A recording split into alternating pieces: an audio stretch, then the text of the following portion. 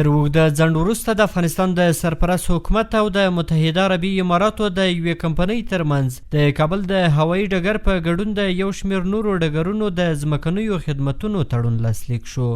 د افغانستان د اسلامي امارت د ریاست الوزرا لومړي مرستیال ملا عبدالغني برادر په کابل کې د دې تړون د لاسلیک پر مهال له رسنیو سره په خبرو کې وویل چې د دې تړون تر لاسلیک وروسته به افغانستان ته د سفر کولو پر مهال شته محدودیتونه لرې کړل شي. د نوموړي په خبره چې په تیرو څو میاشتو کې افغان سوداګر او دغه راز بهرني پانګوال افغانستان ته د راتګ او له دې ځای څخه د تګ پر مهال له ګڼو ستونزو سره مخ وو، خو اوس به دا ټولې ستونزې حل شي. د ملت د خلکو چې وچه نه د ویزو د خاص ترتیب برابر دی، نه د سفر ترتیب خاص برابر دی. الحمدلله کېدلی شي چې د دغه تړون په خاطر زموږ د تجارو وروڼو، زموږ د عامو خلکو ټولې لارې خلاص شي. که هغه مشکل د ویزو په باب وي، هغه به هم انشاءالله حل شي. نوموړي د خپلو خبرو پر دوام زیاته کړه چې له دې وروسته ټول کورني او بهرني پانګوال په ډاډه زړه کولی شي چې په افغانستان کې پانګونه وکړي او پر وړاندې به یې هېڅ را ستونزه نه رامنځته کیږي. د هر چا سره نیک تعلقات او نیکې رابطې غواړو او د دوی څه خواهش دا دی چې د افغانستان د دې مظلوم ملت په خاطر خپلې پانګونې او خپلې سرمایه ګذاري په افغانستان کې وکړي او ښه په امن په ډاډ کې باید وکړي. ځکه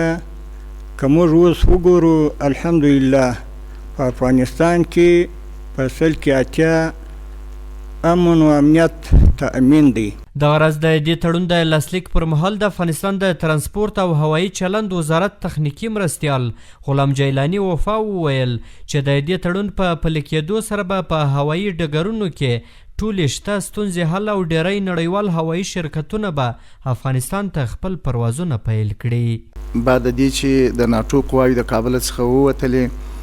د میدان وضعیت په ډیر بد حالت باندې و، ډیر تخریب شوی او د همغه ورځې زموږ ټول مشران تخنیکي همکاران لاس په کار وه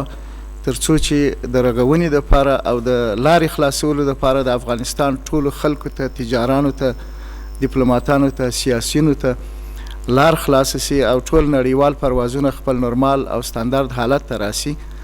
دا تلاش زموږ شپه ورځ ادامه درلودی. د دې تړون له مخې د کابل نړیوال هوایي ډګر، کندهار او دغه راز د هرات هوایي ډګرونو د ځمکني خدمتونو چارې باید شرکت پر مخ وړي او دا تړون مشارکتي بڼه لري چې د خدمتونو لګښت یې له عوایدو پوره کیږي او ګټه یې د حکومت او کمپنۍ ترمنځ ویشل کیږي. د یادونې وړ ده چې واک ته د اسلامي امارت له رسېدو او دغه راز د بهرنیو ځواکونو له وتلو سره سم امریکایي ځواکونو د کابل هوایي ډګر ډیری برخه ویجاړه کړه او تقریبا د څه مودې لپاره نړیوال پروازونه په ټپه ورسره ودرېدل. احسان الله کریمي، CMG، کابل.